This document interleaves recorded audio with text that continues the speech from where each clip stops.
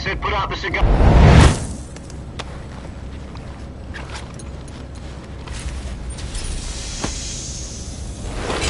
Depressurization complete. Checking oxygen supply. 6 minutes to drop off. Opening rear hatch.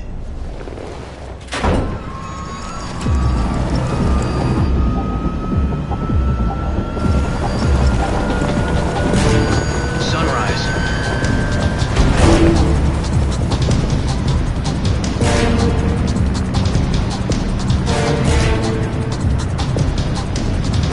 External temperature minus 46 degrees Celsius. 2 minutes to drop off. Stand up. You'll be falling at 130 miles per hour. Try not to get frostbite from the wind chill. 1 minute to drop off. Move to the rear. Activate bailout model. This is one for the history books. The world's first halo jump. 10 seconds to drop off. Stand by. Status okay. All green.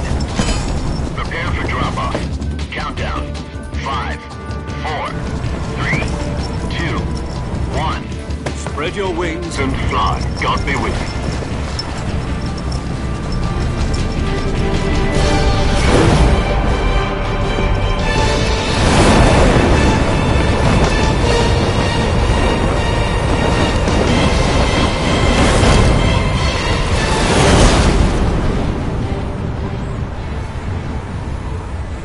some important news.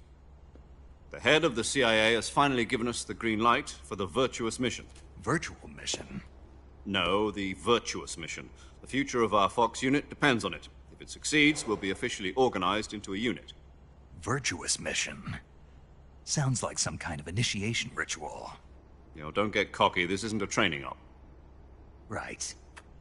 So what exactly is this wonderful mission? Well, about 2 years ago, a certain Soviet scientist requested asylum in the West through one of our moles. His name is Nikolai Stepanovich Sokolov. He's head of the OKB-754 Design Bureau, one of the Soviets' top-secret weapon research facilities, and the East's foremost expert on weapons development. Sokolov? Isn't he that famous rocket scientist? The very same. On April the 12th, 1961, the Soviets achieved the first manned spaceflight in history. The Earth was blue, but there was no God. Well spoken. The rocket that carried Yuri Gagarin to orbit was the A-1, known as the Vostok rocket. Sokolov is said to be the man most responsible for the multi-engine cluster used in that rocket. After Gagarin's flight, Sokolov left rocket development to become the head of the newly established Design Bureau. From a lowly technician to head of a design bureau, that's quite a success story, so why do you want to defect? It seems he'd become afraid of his own creations. Afraid? Call it a crisis of conscience. And for that, he left his country and his family behind and went over the fence? Not exactly. One of his conditions was that his family was also to be taken safely to the West. We used a mole to get the family out first and succeeded in sneaking Sokolov over the Berlin Wall shortly afterwards. I was the one who conducted the operation. The security on the eastern side was still full of holes back then. Then what? We got Sokolov over in one piece, but the whole ordeal had left him exhausted, and we checked him into a hospital in West Berlin. It took him 2 weeks and more than 600 miles to get from the research facility in the Soviet Union to Berlin. He was in no condition to say anything coherent. And it was only a week later that we had something much bigger on our hands. The Cuban Missile Crisis.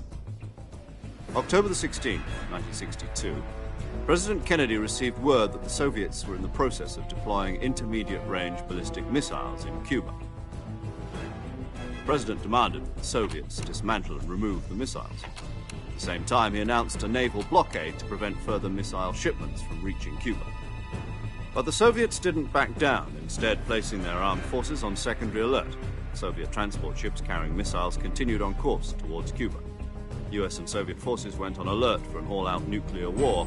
Frantic negotiations were conducted through the UN's Emergency Security Council and unofficial channels to end the hair-trigger standoff.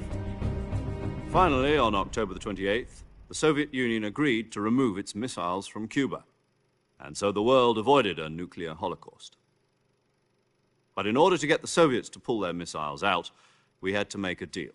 You mean the one where the US agreed to remove its IRBMs from Turkey? No. The Jupiter IRBMs deployed in Turkey were obsolete, and we were going to get rid of them anyway. They had no strategic value whatsoever to either the US or the Russians. The Turkey deal was a ruse, a cover story that was fed to the other intelligence agencies around the world. So what did the Russians really want? Sokolov. They wanted us to return Sokolov.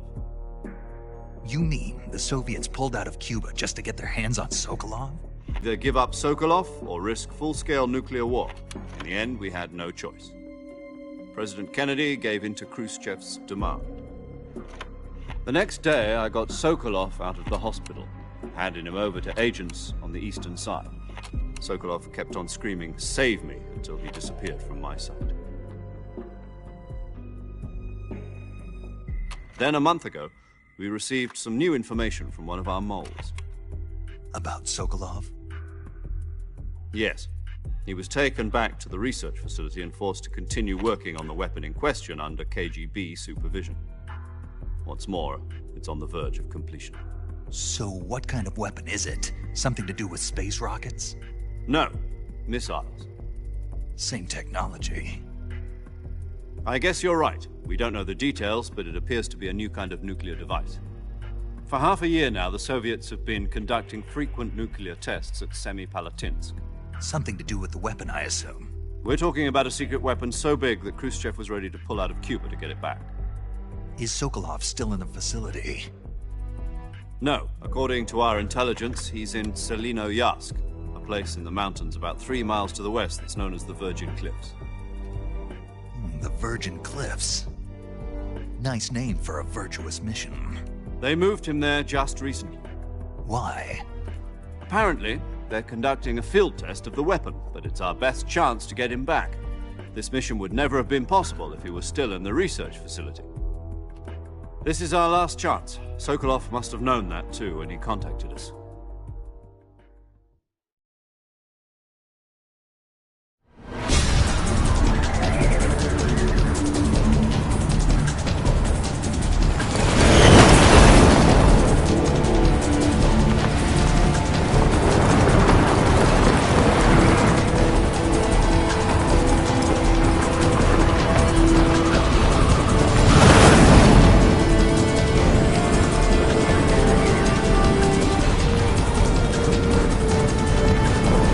Listen up, Jack. Your mission is to infiltrate Selinoyarsk in the Soviet mountains, ensure the safety of Sokolov, and bring him back to the west.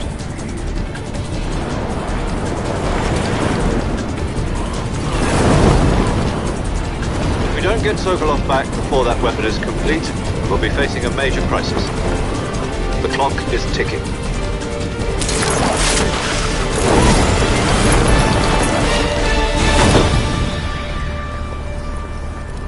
Once we've confirmed the rescue of Sokolov, stand by at the recovery point. A recovery balloon will be dropped at that point. Helium will be pumped into the balloon to inflate it. The process takes about 20 minutes. Once it's complete, the gunship's arm will latch onto the balloon and pull it up. The Fulton surface-to-air recovery system. I'm familiar with the theory. Take it easy. Going over the border in a single combat Talon?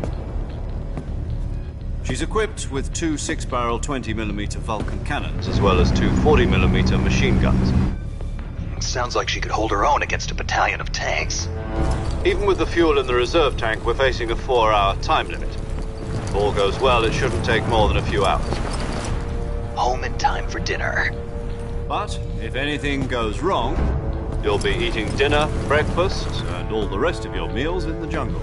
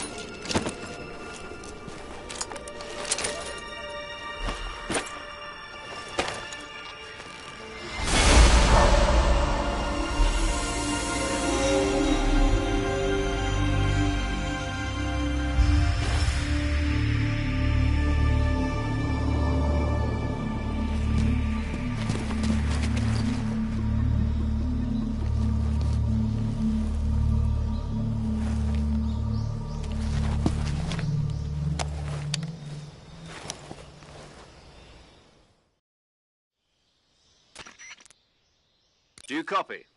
You're already in enemy territory, and somebody might be listening in. From here on...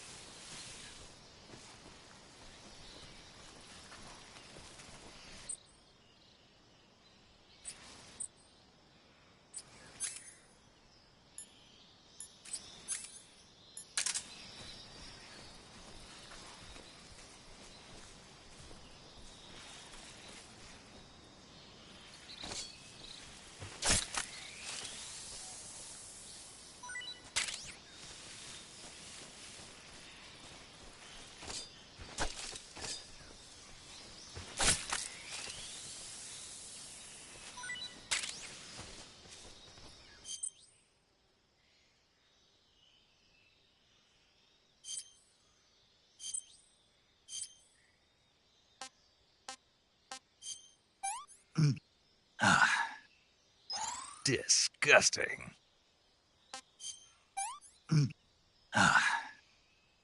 Tasty.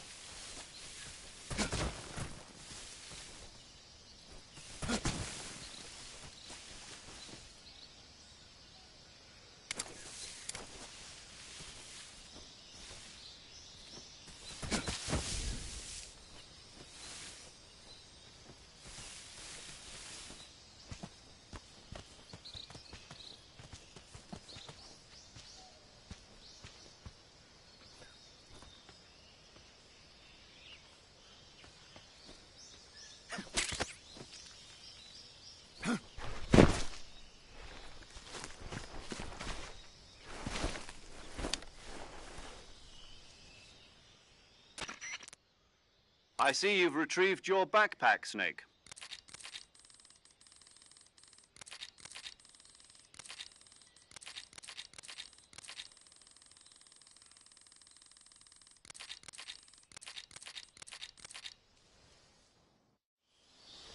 Snake, try to remember some of the basics of... Commencing virtuous mission now.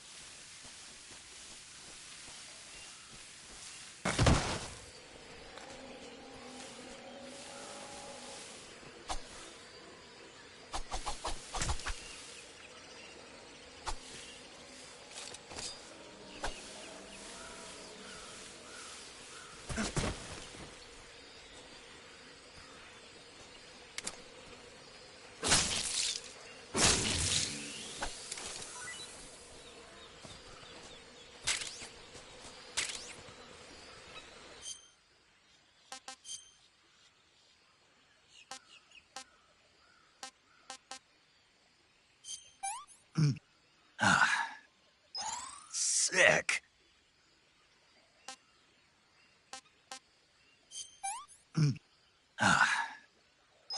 Not too bad.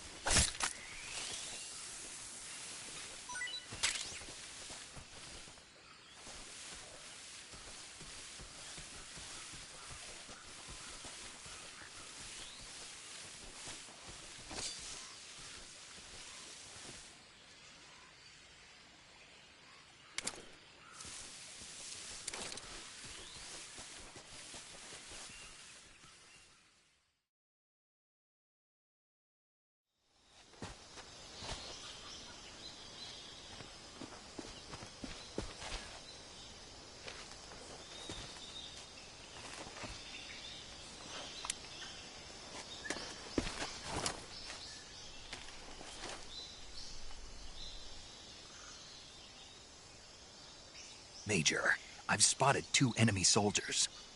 They're probably KGB troops sent to guard Sokolov. AK-47s and grenades.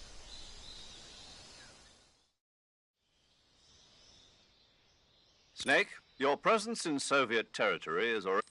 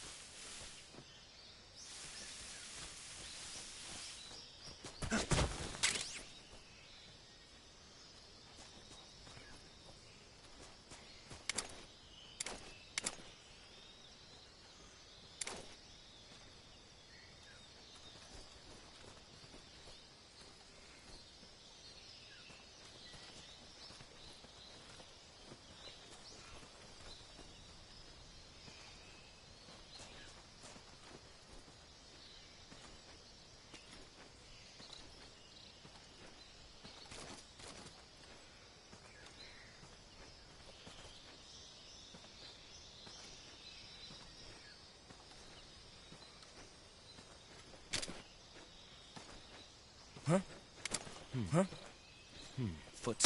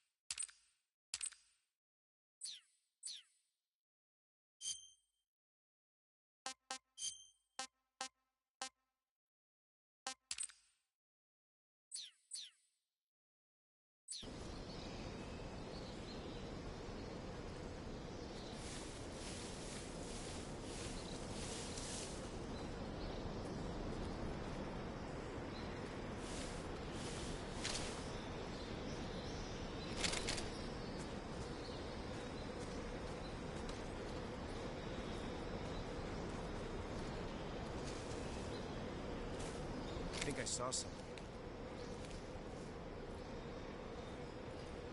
Huh. Guess I'm seeing things.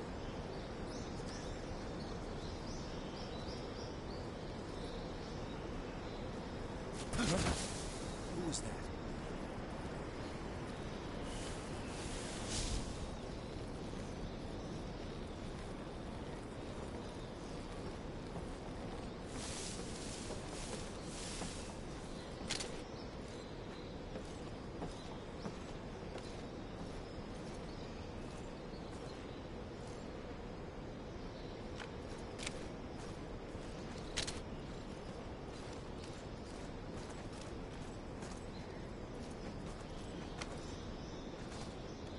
Nobody here.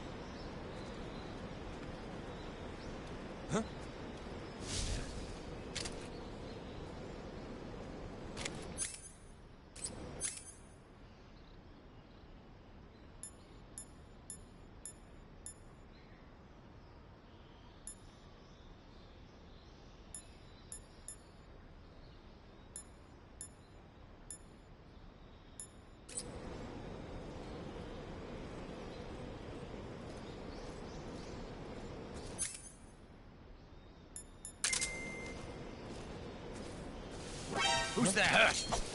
Radio, where's our backup?